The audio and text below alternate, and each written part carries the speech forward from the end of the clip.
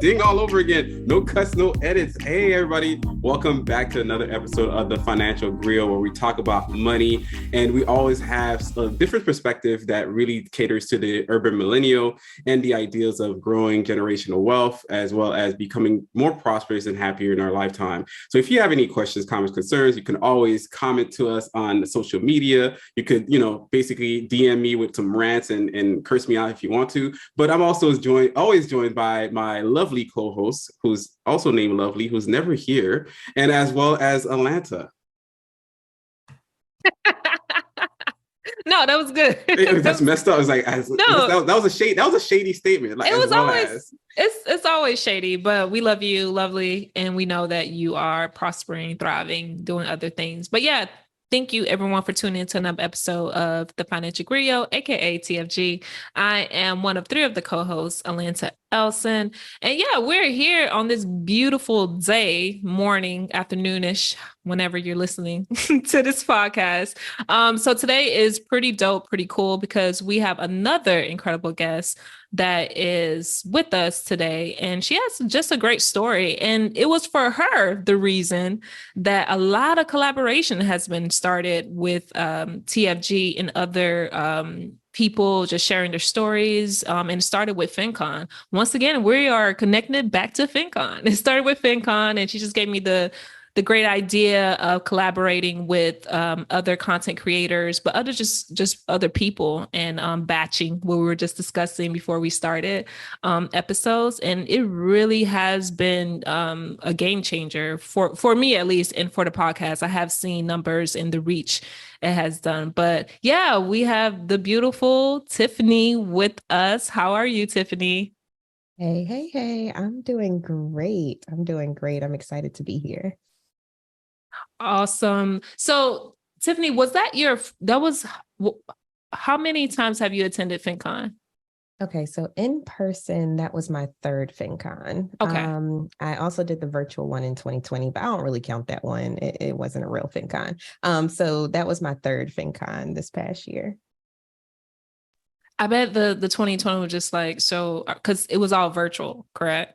Yeah, and it just didn't hit like, when you in person, it just hits. The virtual one, it was just like, chat boxing, everybody knows now how Zoom is. So it was very similar to your regular virtual meetings. And so you couldn't make the real connections like you do at FinCon. And so I am so glad to see so many people back this past year. This past year was pretty cool. 2021, I went to that one in person. That was in Austin. And it still wasn't as many people because people were still scared of COVID and things like that. But it was still a good time, don't get me wrong. But I'm just glad that people are coming out their cubby holes now. Yes, I think it was really just being a first timer at FinCon, and it was in, my beautiful home state of Florida in Orlando. So I think it was just really cool collaborating with people, but talking to people in person versus, seeing, their content, creation, everything digitally. So having that conversation, see, where their mind's at, their perspective was just such an incredible moment. I know Lawrence, that was his third time or your second time? My second FinCon, but we actually have to define what FinCon is for a lot of people that don't really know what that is, and you listen to this for the first time. FinCon is a combination of two words, financial and conference. So it's kind of FinCon, it makes sense. It's where money nerds unite. It's an opportunity for people to really share some of the platforms that they have, either on through blogging, podcasting, YouTube, or even now you have a lot more people doing TikTok and Reels, as well as real professionals in the financial sector that are growing their wealth and teaching others how to do so. You can either also run into people like Yaneli, who's really big on financial literacy on almost the educational front on a day-to-day. Also, you could run into people that we define in our minds as like celebrities, like Money with Tiff, out here in these streets, because she'd be out there in these streets. And then we also have other people like Anthony O'Neill. He's there as well. So there's a lot of different people, from like Jamila Souffrant is typically there. Then you have like Andy Hill of Marriage, Kids, and Money. His and Her Money is typically there, so on and so forth. Like the people you hear is the people that you get to see as well. And it's very much down to earth. There's not everybody's wearing like Gucci clothes and Gucci shoes and killing it in these streets with some Ivy Park wear. We're not doing all of that. It's just kind of t-shirts, shorts, and people are really just very, it's interesting because as wealthy as people are in that room, you could tell that everybody's just very humble about it. It's not really a show of wealth as much as it's an opportunity to really connect with other people and live our life a little bit differently. Yes, yes. And I'll just add, like, let's stay on that point for a minute, because there are a lot of millionaires there and multimillionaires there, and everybody is just chill. There's no you're not seeing them wearing name brand. Some of them wearing Walmart, Target, things like that. That one guy wearing that Target, though, I'm like, come on, bro, you need to like, I ain't saying go Target, go Marshalls, go somewhere else, man. Like, nothing wrong with Target. No, it wasn't Target. No, I don't think he even said Target. I think he said like Walmart or something. Like, it was very. You can find some cool stuff. I will say you can find some cool items. Nah, man, like he looked really dusty though. Like, come on. Oh my gosh. Anyways. You do have to throw it together, but there is nothing wrong with Walmart, Target. Yeah, there's nothing wrong. It's just the way that he was put together. I'm like, bro, you look like, nah, man, you need to rummage on the other section outside the sales. It's okay to buy a couple of things. You can splurge just a little bit, man. You'll be all right. Look, I feel attacked because how Lawrence will make you feel. I'd be thrifting too. No, you were there too. Everybody's there. It's like, we're listening to this guy. We're like, we know he's a multimillionaire. And this guy's, I'm like, bruh, your cargo shorts, I know where you got them from, man. You could really, you could update it just a little bit. You don't have to spend a lot more money. That's like 20% more. That's it. Like I said, I feel attacked. We can move on. I don't know why I stayed there because I wasn't expecting it. Like, don't stay there. Don't stay there. Like, I think he was rocking some Crocs too. I'm like, come on, man. Oh, I had my Crocs on. Yeah, yes. But he was walking them in daylight, like on the stage. He was the speaker. He was one of the keynote speakers. Oh, are you talking about? Hey, you don't have to throw out names. I'm just saying he's a keynote speaker. I've never seen a keynote speaker just, you're like, hey, you dressed like you just woke up, man. Like, he just got you. He is a legend, though. Like, I wanted to shoot my shot to get him on the podcast, to be real. And I chickened out. I wanted to shoot my shot though. FinCon is the place to shoot your shot. I've shot many shots at FinCon. And wait, I thought we talked about like professional shots. We shooting shots out here too? That's what I'm talking about. That's what she's talking about. Hey, I've been seeing a lot of people online going, what is happening? You know what? Go ahead, Tiffany. You know what, Lawrence? Hey, what if you're not shooting shots over there? Why you're not shooting shots over there? It doesn't make any sense. Everybody's a millionaire. Let's go. See, this is why. I don't know if I can say anything on this I'm gonna just be quiet for the rest of the time. Nah. I'm teasing. That just went that made less feel for all y'all. But that's I remember the last FinCon when we went downstairs and there was another conference happening. Yes. Everybody paused for a second. There was another conference happening. They had the suits on. They had the outfits on, and I could tell. I'm like, you guys are broke, aren't you? You're broke. Really? That was a subject topic for months after FinCon ended. Well, at least in the Black content creator space, I've seen a lot of conversation derived from that. So there's a lot of scamming out there. I'm like, there's a lot of scamming going on right here in this room, in this space.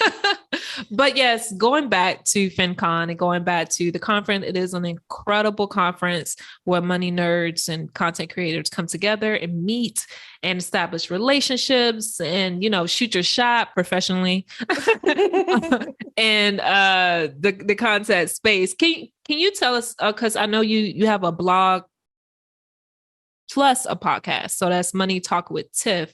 And you also do financial services. You do a lot for, a mother of now 3.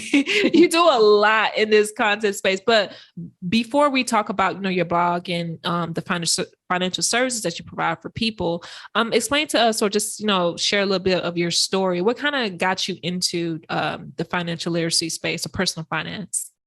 Okay, so where do I begin? All right, so back when I was younger, right? I'm gonna say about 16 is when I started like wanting to educate myself about money, because I had my first job, I was working at CVS, making my little $7.25, I think I started at $7 an hour.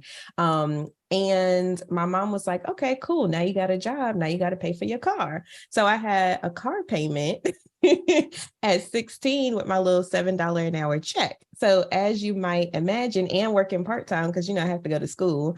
So as you might imagine, I had to make $1 stretch. So I started getting really heavy into couponing. So back then I was one of those extreme couponers that you see on TV. That was me at 16. They didn't have the show back then, but that was me. Because I would go into stores, have a cart full of stuff and only pay like $20. There was some times where they would pay me, like I would be so over with my coupons, they would have to give me money. And that's just how I really got started, honestly. Then as I continued to get older, I got pregnant with my oldest son at 17. So I was a teen mom, had him at 18. And it was in that moment, I was like, okay, Tiffany, you got to learn more. Like couponing is good, saving money is good, making money, blah, blah, blah. But you need to learn how to invest. You have to learn how to do all of these other things with your money, because now you have a little mouth that's going to depend on you pretty much for the rest of their life. I mean, at least until 18. And so I was like, okay, I need to learn more. So I started reading like Kipling's Your Personal Finance. I was getting delivered to the house, Money Magazine, listening to podcasts, reading blogs, just diving head first into it. And then I started investing at 19. And I, kept going with that. Then I started my debt-free journey because my plan was to be debt-free by 30. Spoiler alert, I did not make it because I'm 31, about to be 32 in March. And so I, started on that journey, was doing a lot of side hustling, was doing a lot of to pay off the debt. And I made it to about, I think I paid like 50,000 off in like less than 2 years. And that was, working at a thrift store. So I used to work at a thrift store and then doing like part-time gigs and things like that. Then I was in my HR career back in 2017, and that's when I started the blog, because I was like, I want to chronicle my journey to be debt-free by 30 and, teach people what I know along the way, all the ups and downs, what's going on. And when I started that, then people started reaching out to me like, hey, Tiffany, can you help me? Oh, Tiffany, do you take clients? Blah, blah, blah, blah, blah. And I was not expecting it to grow as much as it did. It was never supposed to be a business in my mind back then. It was just me, blogging. I didn't even know you could make money blogging until I went to my first FinCon. But nevertheless, that's kind of how it started. And then 2019, that's when I started the podcast. And honestly, like the backstory behind that was 2019 was my first FinCon, and I was able to get the scholarship. So, they give scholarships every year. And I was like, okay, I'm a blogger, that's cool and all, but I want to go as a podcaster too. And so I actually started my podcast because I had been thinking about it for like a year leading up to that. And I never pulled the trigger because, you get into analysis paralysis and you're like, I don't know if I really want to do it. I don't know. Do I have the right mic? Yeah. And all of those things that you tell yourself that you need. And I was like, well, now I have a D-Day, like now I have a due date, and I wanted to launch like a month before FinCon. So that way, when I go to FinCon, I can be like, oh yeah, I'm a podcaster and I'm a blogger, that type of thing, and start, telling people about the podcast. So that's what I did. And I started the podcast because I wanted to get other people's stories out there. Like at first I thought it was going to be monologues, pretty much me narrating the blog. But then people started reaching out saying that they want to be guests, and then it turned into an interview style. So I like it like that because my story is not every story and not everybody's going to resonate with me, but I'm hoping that I can have somebody on that you do resonate with. And then also the way out of poverty is ideas. And I want to spread as many ideas as possible. So I interview people about all the different ways they make, spend, invest, whatever they do with their money. I mean, I've had people come on to talk about how to get a Canadian citizenship. I've had people come on to talk about how they invest in real estate, because there's so many different ways you can do it. versus just buying properties, just all types of stuff. It's definitely a money variety show. I consider it. I like that. The way that you phrased it, the way out of poverty is ideas. I think it's very important because a lot of people consider it more so, hey, if I increase my income, if I do real estate, if I do this, if I pay down debt, but it's basically all of it at one time. It's all these ideas, whatever works for you and wherever you fit in. And I think this is why Money Talk with Tiff works, because you're covering all that space without necessarily excluding any aspect of building wealth. So that's beautiful. On top of that, I did want to kind of point out Kiplinger. A lot of people don't know that's like old school, I guess, financial literacy magazine where nobody else was trying to read it. And it used to be available at Barnes and Nobles. That's the only reason I know about it. The fact that you had it coming to your house is hilarious. Yes, I used to have the subscription, and they actually had it all the way up until, I want to say it was like 2014 they stopped their print magazines. But anyway, yeah, I was getting Kiplinger and Money to the house. Yeah, people have no idea how to, because back in the day, it used to be in the newspaper, way in the back section. You might have one piece or two about how to something with money, but it was never really specific. And that's why you got, things like Money magazine and Kiplinger came around, because people were sharing those ideas. And then somewhere around the 2000s, it really exploded on the in terms of financial literacy blogs or financial blogs. And I think now we're now gone beyond the podcasts, and now we're getting the YouTube, and now we're also getting to the realm of the scams. Again, the scams all over the place. Well, so that always existed. Yeah, it always existed, but man, it's kind of crazy nowadays. Like, you could write off everything. You could write off your own kid, your liver, the air you breathe, like. Not your liver. It's everything out here. So I'm happy to that you're actually grounded, and you do have a certification, right? I think I saw that on there. So can you tell us a little bit more about why you got the certification and what does it really mean, so that people really understand what certifications are and why they should follow experts, not just gurus that they see online? Yes, that's very important, because unfortunately, a lot of us get caught up in those scams. A lot of people do lifestyle marketing is what I call it, where they're like, oh, look at me. I have this big house. I have this big car. You should follow what I do. And not some of the times it's not the right thing. But anyway, so I am an accredited financial counselor. So you may see it abbreviated as AFC. And what that is, there's really two main financial credentials out there: the CFP, which is Certified Financial Planner, and then AFC, Accredited Financial Counselor.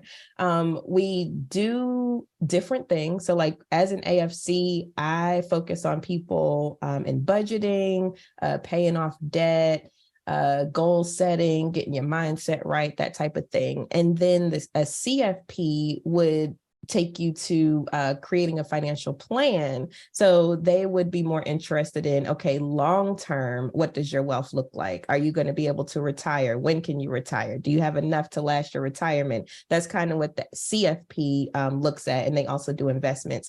As an AFC, I don't do investments because we're usually not at that point. When you come to work with me, we really like baby step in. And I have a lot of CFP friends, and they're like, you do a lot of the hand holding, which is true. I do a lot of the hand holding. If you've never budgeted before, please let me know. Come to me, because I love budgeting. Budgeting is like a way of life for me now. And honestly, I wouldn't have been able to pay off as much debt as I've had paid off, especially as a single mom with 2 kids at that time, if I didn't have a budget. So I tell people that is like the foundation of any type of financial goal you have. So that's pretty much what AFC does. I'm grateful that I got the credential. Like, I was already doing counseling pretty much before I got the credential, but having the credential allows me to say, I know what I'm talking about. Like, even though I knew what I was talking about, to other people, it's like, oh, what kind of credentials do you have? And so that was one of the main reasons why I got it. Because honestly, I took the test and I didn't even really study for it. And that's how much, for me, that's what made the imposter syndrome go away a little bit. Cause I was like, well, you already know what you're talking about. Like, you don't really have to do all of this. But it has been helpful because I do a lot of speaking, and in the speaking realm, a lot of people look at the AFC credential as one of the top ones. So I've been able to get more in that regard. But anyway, I hope that answers your question, what the AFC is and what it does and why I got it. Yeah, definitely answer that question. I think the reason I bring it up because, for lack of better terms, there's not a lot of one, for the vast totality of population in the U.S. There's not a lot of financially literate people, nor enough financial advisors, counselors, or even planners, to the point where even the Black, at least the numbers I could find, and it's typically always up there with the CFP ones, is that there's only like 2% of Black of CFP professionals are Black. So the total amount ends up being around like 2,000, if a little bit less than 2,000, which is crazy comparing like in contrast to what 44,000 Blacks in the US. That's an insane proposition. There's just not enough. And to your point, there is a difference between the counseling, because a lot of the financial advisory professionals, they don't really work with people that don't have more than like, hey, if you don't have $250,000 of investable assets, they're like, I don't really look at you. You know what I'm saying? We can't have this conversation. We can't even be in the same space. So I think your job is very important, because majority of us fall into that element where we don't even know how to budget correctly or understand our money. So that's actually really important as well. So thanks for doing that. Yeah, I was actually like on my way to be a CFP. Like, I was in the coursework and everything, but then at that time I was working at a firm, and I was like, I don't know if I really want to deal with this demographic. Like, I prefer to work with people that have negative or low net worth, or people that are trying to buy their first house or paying off their credit cards or what have you. Because for me, it's more fun, you know. When I was working at the firm, I'm like, there's but so much I can talk about: estate planning, tax planning, and all that stuff every day, all day. Like, that just does not interest me. Now, I will say that it was helpful working there, though, because I learned a lot of what the rich do, you know, as far as with their money and things like that. And I can take it to the people that I serve, but I would prefer to take it to the people that I serve versus, you know, dealing with that. But anyway, so yeah. And that's the conversation, really, because we have a lot of like almost social class mixing, especially in the Black community, where, you know, it's like we get a whole group of people. There's some people that's making over 100,000, but there's a lot more making underneath $50,000 a year. And all of it is mingled. So the information gets dropped and levied on this group of people. And it's just like, hey, invest. But some people are like, you don't have, you know, enough financial stability to invest just yet. Oh, or go into estate planning. I'm like, you are broke. Why are you doing estate planning? It's like you're going to a brunch paying $500 to go to an estate planning, you know. I really brunch. Thought we weren't going to get to we got to talk about, because it's one of those things I saw on like back in 2017. People were doing this, and I'm like, but you don't even know what financial literacy is. You don't know how to really understand your financial trauma, to work beyond it, to make those pivot points and really define yourself in a different space. But we're giving this information, like all financial information, to a lump sum to a group of people that has various backgrounds and different perspectives and different age groups too. It's like, hey, it's like this person is 50. That information might be a little different for the person that's 20. Or that person is 60 going to retirement with like $100,000 worth of debt. That information will be different from a person that's 25 with no debt at all. So we have to get to that nuance. And I think we miss it most of the time. Yeah, I mean, I will say it is important, regardless of how much you have, to have some type of estate, something in place. So whether that's like life insurance or a will or a directive, like a power of attorney, something, preferably all of them, because you never know when it's going to be your time.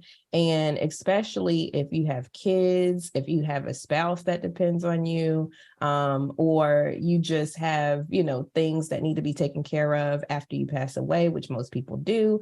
It's super important. So I wanted to just make that point. It's super important to have. Hey, some of these people had nothing. They had nothing going to like this brunch. It was like, you don't even have a will. Like, nah, you don't have none of this, but you're jumping into, and there's a nuance there, and you're right. You do have to get to some level of financial baseline with everyone that they could work on an estate. But I think the way there was positions, like in the state in their mind was having like a large real estate, you know, they're sitting on there and they're drinking tea and crumpets on weekends. I have no idea, but it was very odd. It's like, and you're paying like $500 where you really probably should have been having a conversation with a counselor such as yourself about how to really manage your money better in order to get to the point where you could actually build on your personal wealth and also getting to the point where you're getting an estate. So it's kind of like I said, we're compressing all the information and then we're selling it to anybody, but whereas we don't really care about the person and their development and their growth.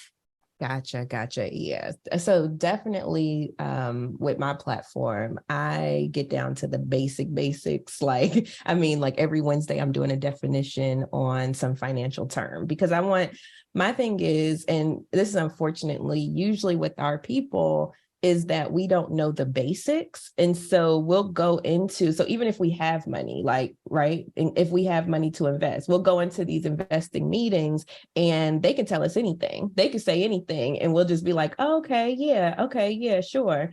Because we just don't know the basics. And so that's why my thing is, you know, learn as much as you can, get the basics down. Then when you step into any room, whether you're buying a car, whether you're buying a house, whether you are hiring somebody to do your investments or what have you, you know what they're talking about because that's how people get over on you.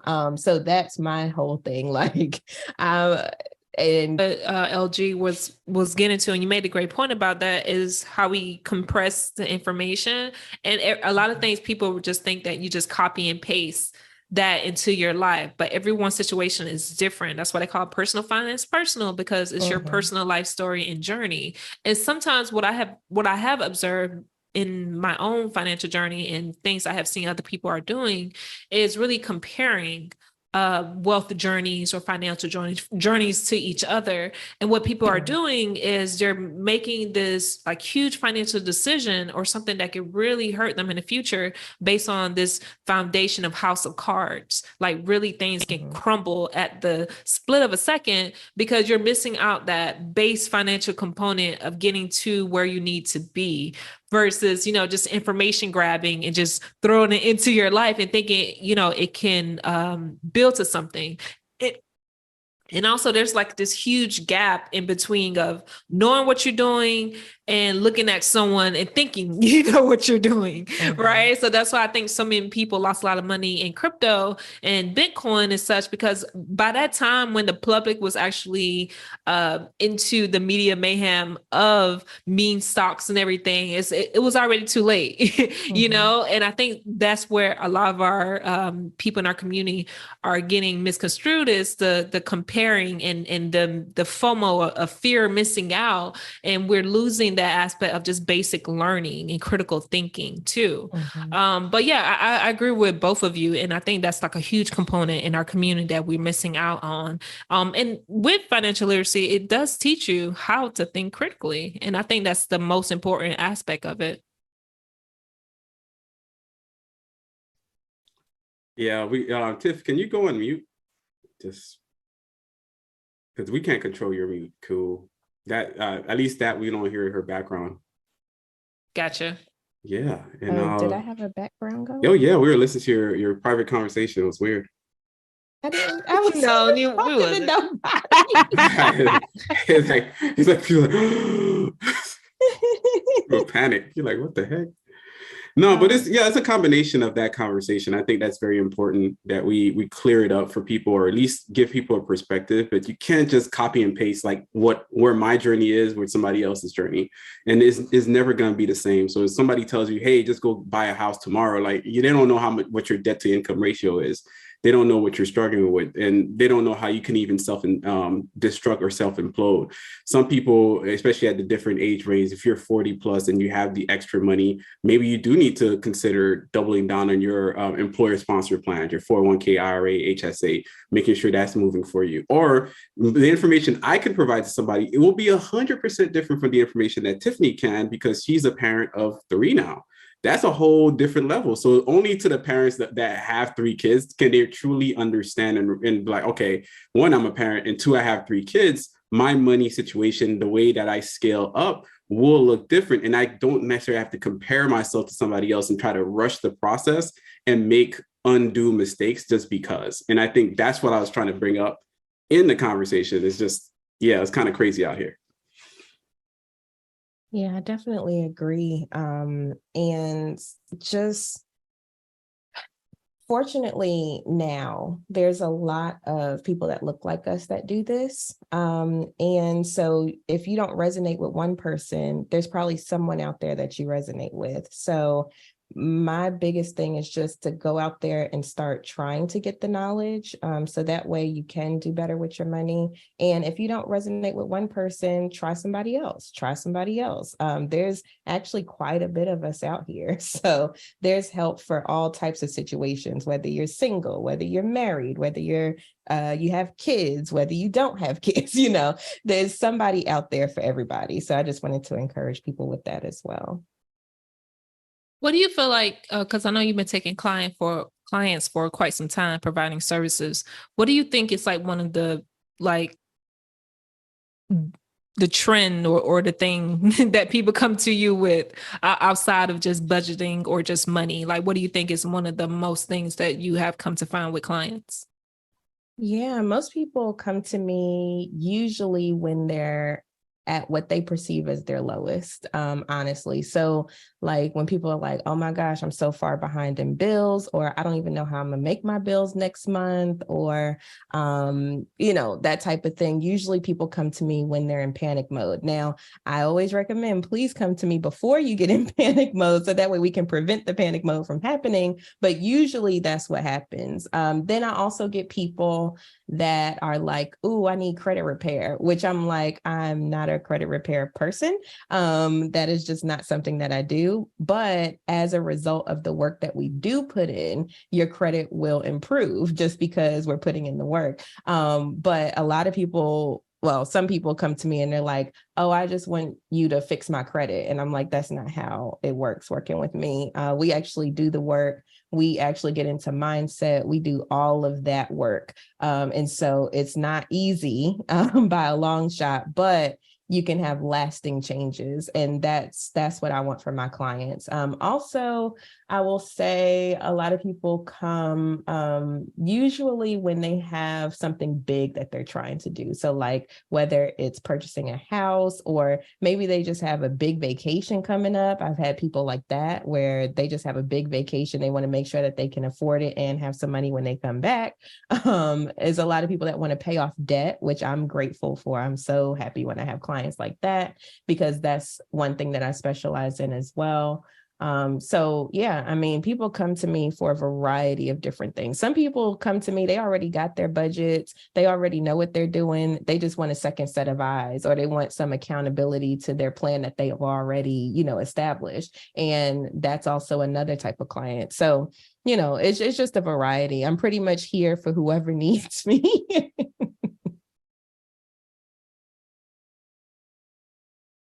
I wonder sometimes when it comes to like client services, because you made a great point about, I think people expectation of it is you can fix all things.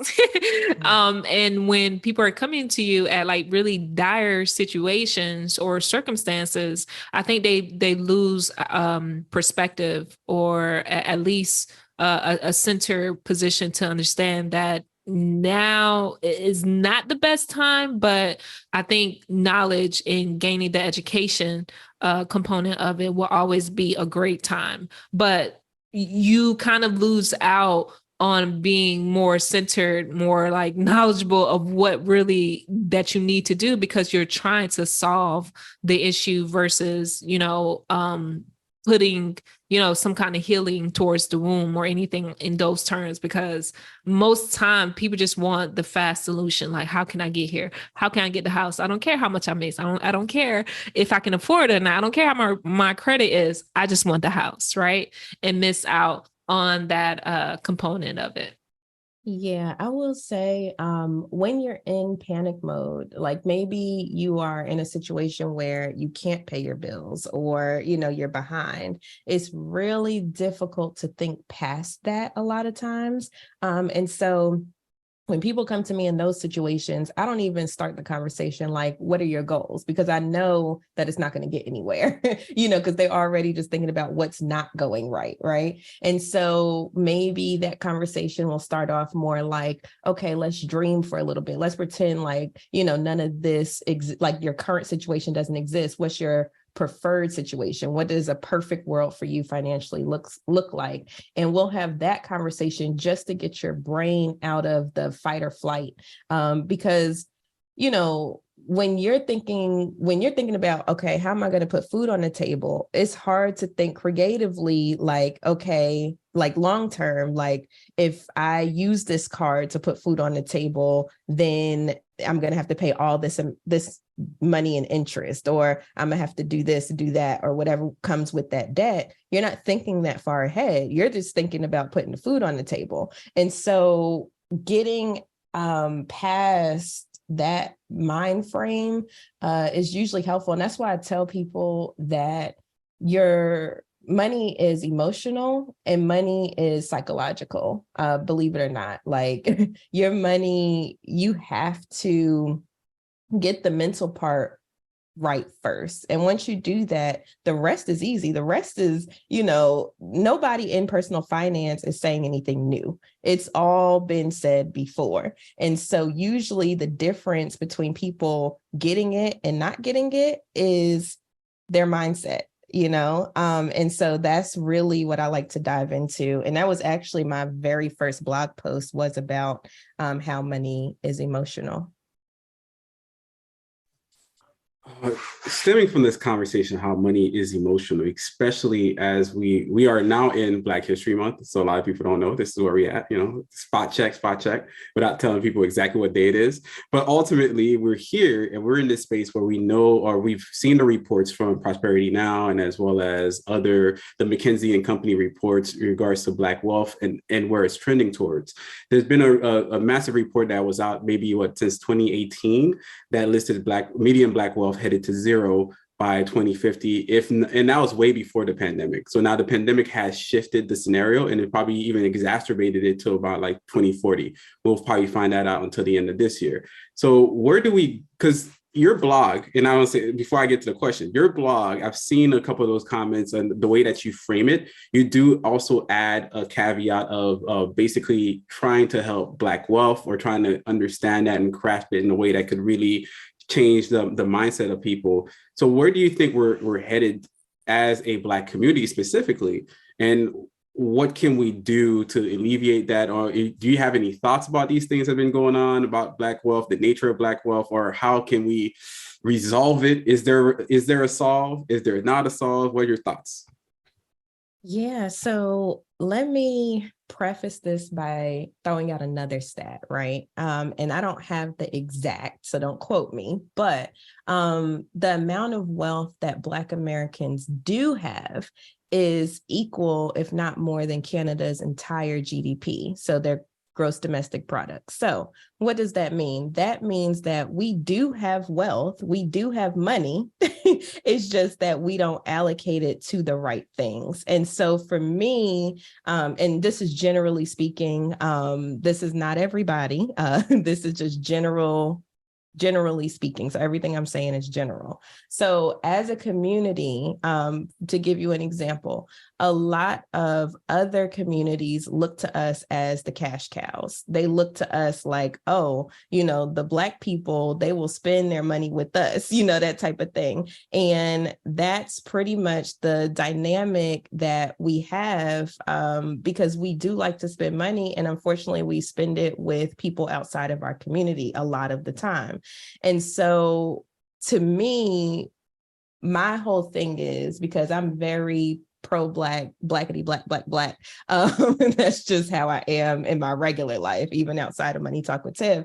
And we have to start first patronizing our own people. So making sure that we're spending money in our own communities, not looking towards these celebrities and things. Because what you have to realize is these celebrities get their stuff usually free or, at a major discount, just so that they can put it out there to the public, like, oh, I got this, I got that. So that way more people can actually spend their money and buy it. And so kind of getting out of that mindset that celebrities and, people that we perceive to have money are the goals. We have to kind of get out of that as well.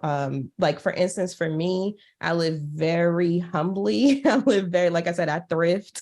And what made me realize that that's what a lot of lawyers, doctors, like people that we look at like, oh, they got a lot of money.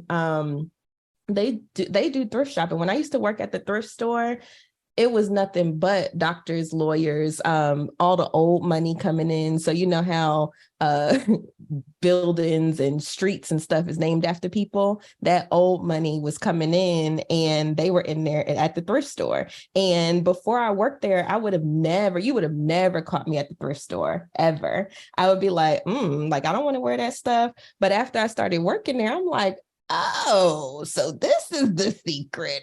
Got it. And so, just starting to think about things differently and not attaching how much we have to our worth. I think that's a lot of what happens in our community as well.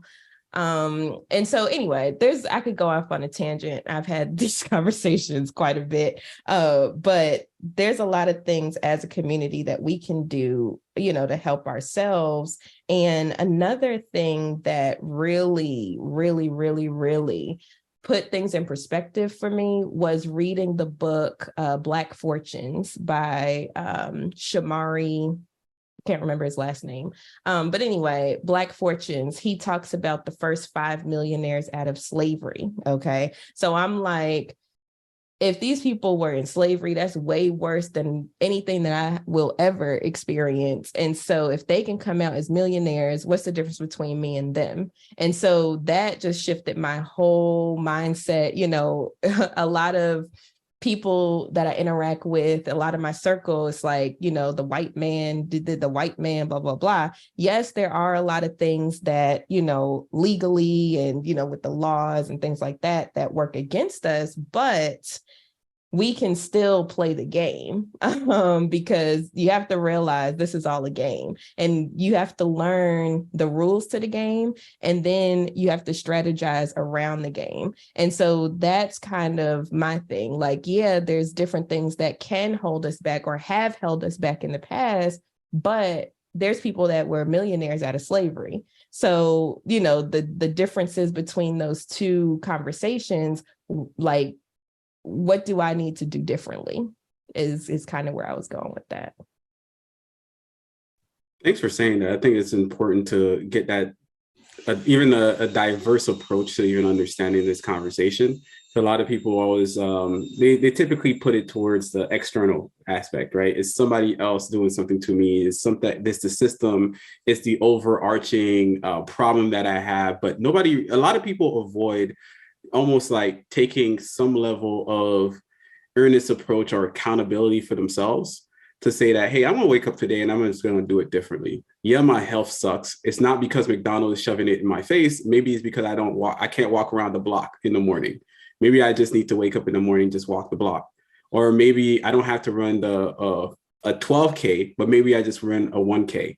I start there. So there's an opportunity there, to your point, where people can make some subtle changes. And maybe it won't change the entirety of the racial wealth gap as much more. It will change your own personal wealth gap that's going on in your household. So that difference between your income and your expenses, this is something you wholeheartedly, it's basically you have full control and autonomy on. You don't have, like, I know one young lady, a friend of mine, she has like the multiple stuff. She has Disney Plus, Netflix, Prime, Hulu.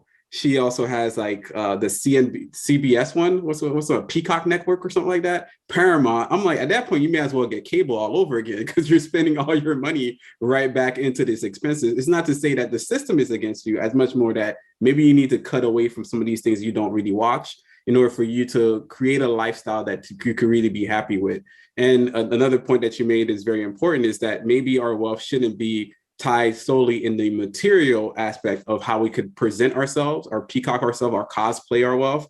Instead, make it something that's a little bit more interested in yourself. Like, what makes you happy? What makes you whole? What makes you fulfilled? To Tiffany, you got you got 3 kids now. I'm pretty sure there's a lot of joy that's there that a lot of people that have kids are even missing out on their own kids' joy because they're just so worried about pretending to somebody else. Whereas, hey, you could take your kid to a park and it would be, for your kid, it's a fantastic day. You didn't have to take them to Disney World to actually have an amazing time, and you could really change that up. So thanks for adding those little nuggets. At least I read into it. I added my own little spice into it, but I think it's something I really want to take home with me. No, that's real. And like, to give you a perfect example, let's take a 5-year-old, right? Because this really happened when my oldest son was 5. I bought him some light up shoes. He loved those light up shoes from Walmart. And his dad was like, no, I don't want him wearing these. He need to wear his Jordans. He need to wear this, da, da, da, da, da. And the little kid loved his light up shoes. Like, those were the shoes he wanted to wear, not the expensive Jordans or whatever else, his dad bought. So, just thinking about the little things, like you said, like, I don't define wealth in terms of money personally. I define wealth in terms of, how am I spending my time? How is my health? How is, is my life, if I'm living my life the way I want to live my life? That's how I determine wealth. So like, I tell people all the time, I make way less money doing this than I was making in corporate America, but I am here for my kids every day when they get off the bus. Now that I have the little baby, I have a lot of flexibility there. And so for me, that's how I determine wealth. It's not so much the numbers. It's more of a feeling. It's more of, what my ideal life looks like to me. Now, am I in a perfect situation? Absolutely not. And honestly, most people aren't, even people that you think, looking from the outside looking in, think that they're in a perfect situation. They're not. And that's another thing too, which we kind of hit on earlier, but I want to go back to that, is comparison, right? Comparison is the thief of joy. And sometimes you're comparing your chapter 1 to somebody else's chapter 25. It's just not apples to apples most of the time. And so just taking that whole comparison thing out will definitely have you living life a lot differently. Like, for instance, for me, I drive around a 2010 Mazda CX-7. I crashed it and repaired it, a couple of times. And so it looks a hot mess, but guess what? I don't care. I don't care what other people think. It's paid off. I don't owe anything on it, and so it's just getting out of that idea of impressing everyone else and, trying to keep up with the Joneses, I think will help us tremendously as a community, generally speaking. And I'll add to that because I think it even goes beyond just impressing somebody else. Sometimes it's almost like you flaunting it and throwing it at somebody else's face, like, I'm better than you. So it's almost like a reclassification of self. So it's like, hey, it's not only that, I'm this thing, but look, I have this car that's better than your car. It's not that I'm happy really with the car that I just purchased. I'm just like, I'm happier than, look, your car, because of this and because of my own perception of what wealth is. It's kind of warped in my head to try to make you feel bad about whatever you have, which is always very problematic to have in any community or even the family and friends. Like, you shouldn't have that kind of relationship. It's very toxic. One of the things I said to my buddy yesterday on my way to Trader Joe's, plug in Trader Joe's anytime y'all want to sponsor this, because I go to y'all every week. I told him that even rich people want money. That's the easiest thing that people always say, or they frame the statements like, oh, I wish I could make more money. Even billionaires wish they could make more money. Millionaires wish they could make more money. Thousandaires wish they could make more money. Everybody wish they could make more money. That is not the most significant thing to human history to ever happen. It's just something that we all do. So your life doesn't have to be this epitome of like perfection. That's not what this is. You'll probably never find it. It's just got to be something that you can live with yourself. If you can wake up in the morning and be happy within yourself, you're better off than that other person that you think that has more money, looks better, got more abs than you, looking at other people in my IG. But ultimately, I'm happier within myself because you don't know what they're dealing with and what they're going through. And that's very important.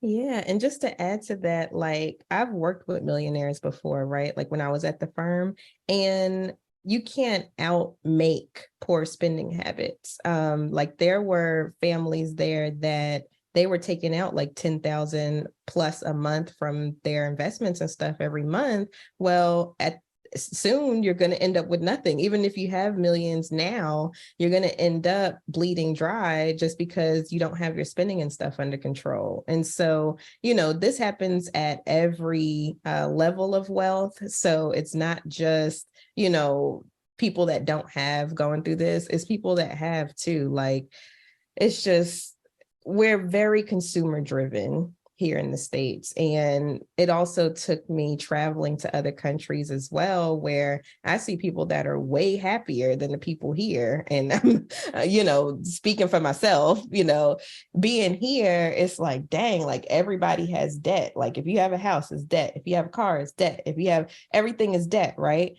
But in other countries, debt doesn't even exist. Like there's no such thing as credit. Like you either have it or you don't. And people are living so much happier lives from my experience.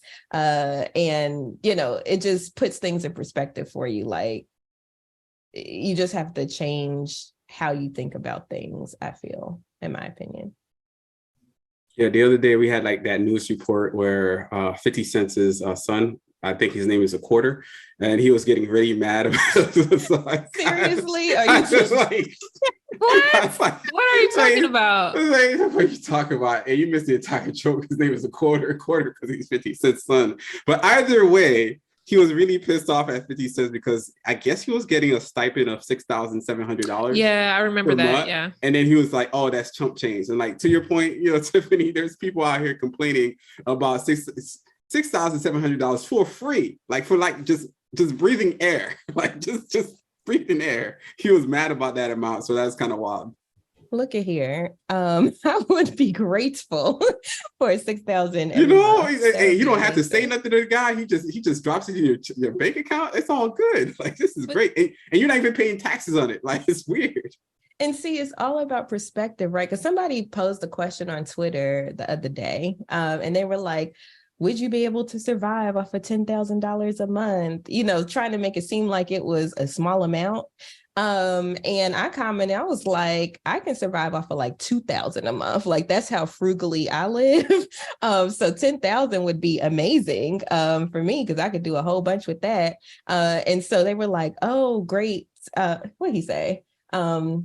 Nice keeping out the lifestyle creep, right? And so just to preface to the audience, lifestyle creep is when as you make more money, you spend more money, right? And so for me, it didn't matter how much I was making. Even when I was at the top of my career in HR, I still lived like I was making like $10 an hour. Like that's just how I chose to live my life. And that's how I was able to pay off so much debt and, get other things accomplished, buying my house, all that stuff is because I kept my lifestyle expenses down tremendously. So anyway, I say that to say it's all about perspective because for him and a lot of other people that commented under that, they were like, "Woo, 10,000, that's tight. I don't know if I could do 10,000." Like, and I'm just like, well, dang. Like, who am I? Like $10,000, like you. To me, that's just a lot of money just to just come around like to spend per month. That's a lot. That's a lot. Me and my wife we could probably do like $3,000 a month. And that's us just the baseline, just hanging out. If we had a cut, obviously we could, but ultimately $3,000, like you wouldn't even breathe. After that, we're fine, like 100% okay. But $10,000, woo. Yep. And they were complaining. They were like, "Oh, I don't know if I can do 10,000." I was like, "I could." If anybody wants to donate. People be complaining about where they live, like online. It's like, "Oh, you can't buy a home in New York." I'm like, "So are you stuck there for some reason?" It's like, is that like a wall, a force field that tells people they can't leave New York? Like, he's like, but you get there, you cannot leave. Oh my gosh! Don't because like you could actually, buy a home down the street, the other state, like right there. Look, I'm originally from New York, so I still have family up there. And every time I get on the phone, they're like, "Oh my gosh, I hate living here. It's too expensive." Where in New York, Tiff? Westchester. I'm originally all of New York. All of New York. But it's like, I'm like, y'all, like I even went on FaceTime and showed them my house, like 3 bedrooms, 2 baths, front yard, backyard, attached garage, all types of stuff. And I'm only paying $6 something a month. I was like, you can come down here and have all of this, for way less than what you're paying up there. And, some of the family, they're like, oh, yeah, that's dope. Oh, yeah. But then they don't move. And I'm like, what kind of hold does New York have on you? Like, I've been to New York. It's not that great. New Yorkers, if you got some problem with me, contact me in the comments. Just obviously, Lawrence choosing violence today. Choosing violence in New York. But I think it's the atmosphere of New York, because I have a lot of friends, college friends from New York, and I have family members. No, listen, it's concrete. The dogs no, listen. There is a reason it's called concrete jungle. The dogs can't even poop on other things. It's just with concrete. I think it's the atmosphere of New York and the city, and meeting so many people from all different parts of life in the city. And I think people want to be around that, and they pay to be, in these small apartments or shacks, whatever you want to label them. These are not apartments. These are closets. Let's call them what they are. They're closets. Violence all day. With a loft. But my thing is, if that's the case, then don't complain about it. Like, just good point. Yeah, about where you live. That's what you choose. But for me, it's the family that get on the phone and complain about it. And I'm like, there's tons of different options out here. If you don't want to do North Carolina, then you can go somewhere else. But there's a lot more states that are cheaper than New York, and California is in that same boat for me too. You will never find me living in New York, California, anywhere like that personally, because it's just too expensive for no reason. I told my brother, I'm like, how much you pay up there? You could have a mini mansion down here. And if you rent out what you have up there, you don't even have to work down here because you'll have so much. Yeah, that's a genius approach as well. Like, the idea is like you can really change your life based off all the cards that's in your deck. And for some people, they just don't. For some people, they complain, and I'm like, you don't really want to change, do you? You just like the idea of complaining. It's like the most normal thing for you to do, to complain about something, but you're still there. If you've been complaining for 20 years, then it's likely that you don't really care to change. And I think we should normalize people saying, hey, if you're happy to live in New York in a shack or a closet, that's cool. Like, I'm not mad about you. I can't do that.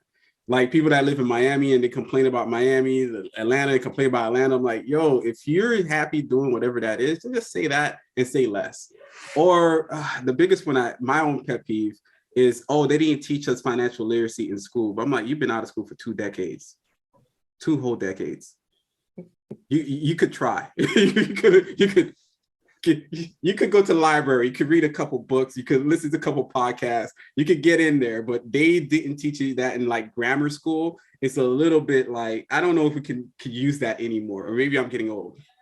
Yeah, no, I agree with you. Because I mean, like, a lot of us that do know, at least a little bit about finance, we had to teach ourselves. And so for me, especially in this day and age where, there's so many people that are knowledgeable, spreading this information in so many different mediums. Like, it's not like when I first started and it was just the magazines that were aimed at white people. Like, now we have a variety of different options. We have blogs, we have podcasts, even people in local communities, because that's another thing that I think about too, is access to the internet. We take that for granted, but not everybody has that even now, and so even looking at your local communities, and there's nonprofits, and there's just a lot of knowledge happening right now. And for me to keep using that excuse, because at this point I do feel like it's an excuse, it's just not acceptable anymore. Like, there's so many different things you can do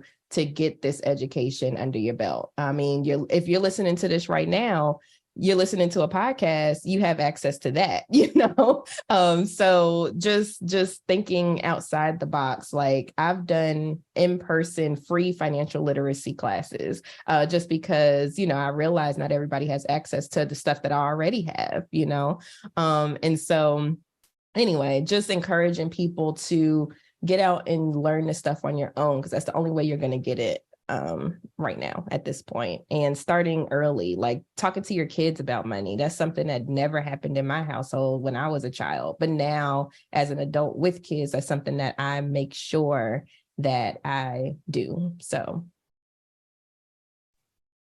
we thank you for all the stuff that you do. I think it's very important. And I know you've been also on Twitter, because sometimes you do the Twitter spaces. So I've listened to some of those recordings as well. So to your point, there's a lot of open spaces where you could learn about financial literacy, or even the idea, the mindset, or the fundamentals of why it's important, or even how you could frame your mind to really change towards a positive aspect in order for you to actually build on whatever fundamentals you have, either it be your I won't say your addictions, but what's the other one that they say? The things that you need to do every day, like your habits. You're working on your habits, the habits, your discipline, or even your money mindset to really change and shift. On top of that, I know there's a lot of like finfluencers or influencers out there, and you're one of them. Do you ever get confused with Tiffany Grant? She's otherwise known as the Budgetnista. Do you you're like, hey, if she can't do it, do you jump in? It's like, hey, I'm also Tiffany. Like, I could do this. No, but I would be grateful if she threw some stuff my way. But the only time I've been confused is like with the AI writing tools, right? So now AI is taking off or what have you. And I use AI for some things. And just the other day I put, Money Talk with Tiff, Tiffany, and it said Tiffany Grant. And I was like, no, that's not me. I'm a different Tiffany. But go on. Yeah, go on. Say, what are you saying? Right. So fortunately, no, that doesn't really happen that often.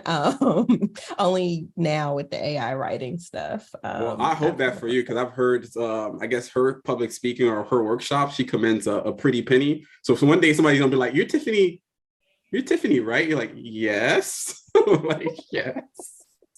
Depends on who's Say asking. Less. Do you work with budgets? I'm like, yes, I do. That's all I need to answer. Piggyback on it. Like, Budgetnista? Maybe? Like, who's asking? What's your budget? You got to get them away from the name. Let's get away from the name. All right. Believe it or not, like, for instance, for me, when you search Tiffany Grant, which is my name, I get outranked by this lady that does anime voiceovers. So my goal is to outrank her for my name, because that's the Tiffany Grant that pops up when you Google my name. Dang, I need to go Google my name again. I know a lot of other Lawrence Gonzalez's, but since I switched to Lawrence Delva Gonzalez, maybe I'm like the only one left. Maybe narrowed it down enough. Like, he's like, hey, nobody else exists by this long last name. Yeah. And, just to bring up that point too, it's important to Google yourself, y'all.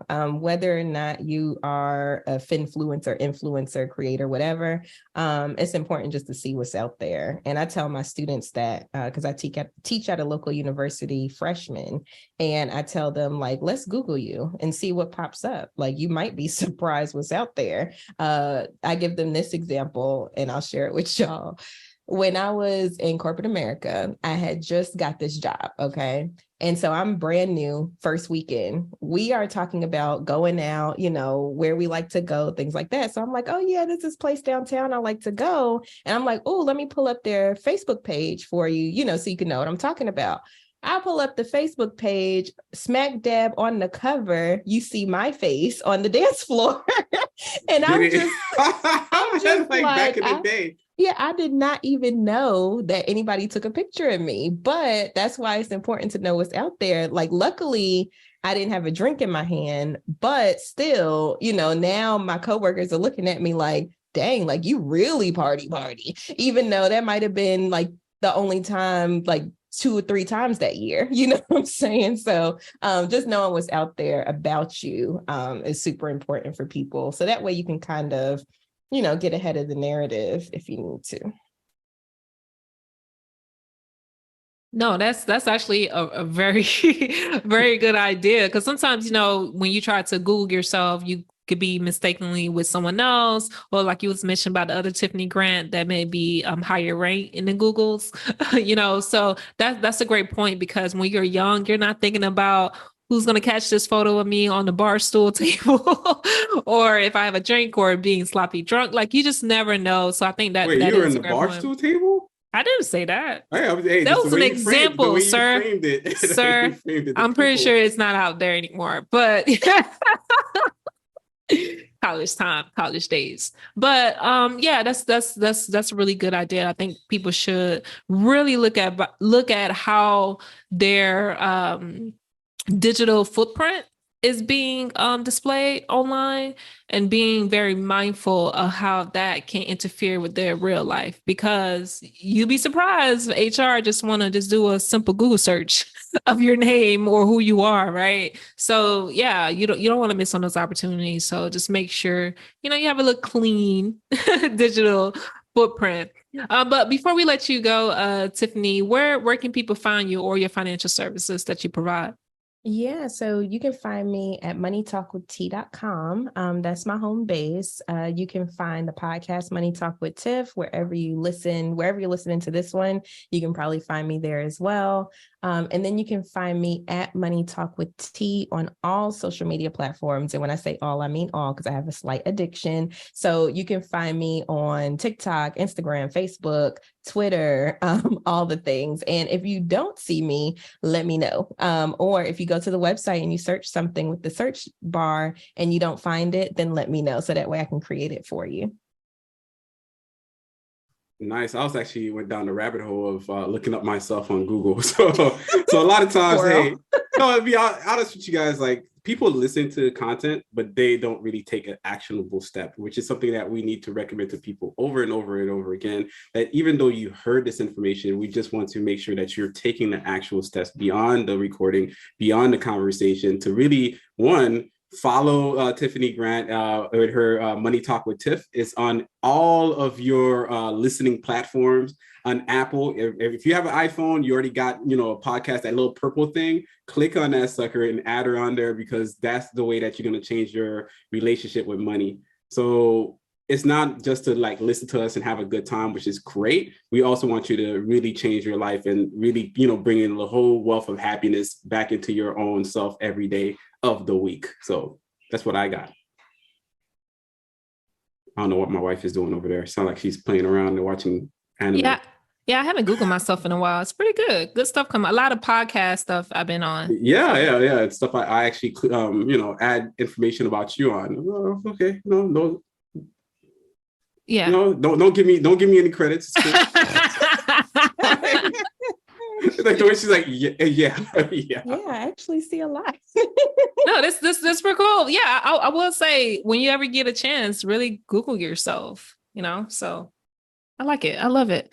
Well, thank you so much, Tiffany, for joining us. It's been a blast, a lot of conversation about your personal journey and financial services that you provide. And I think one of the biggest thing I got from this conversation and discussion is about just really sharing ideas, which you mentioned earlier. And I really love that is most times we have the resources and the things that we can do, is actually hearing others, how they went about doing things as well. And that's why I love our podcast, because we bring people like yourself and other people from different walks of life about how they start their money journey, but also how they thought critically of how it can be a part of their money journey as well. Because sometimes we think that it has to be big or go home, right? But these small steps and small actions kind of get you to where you need to be. And I think that's the great thing about wealth, is once you figure out what it is and figure out what to do, it's all about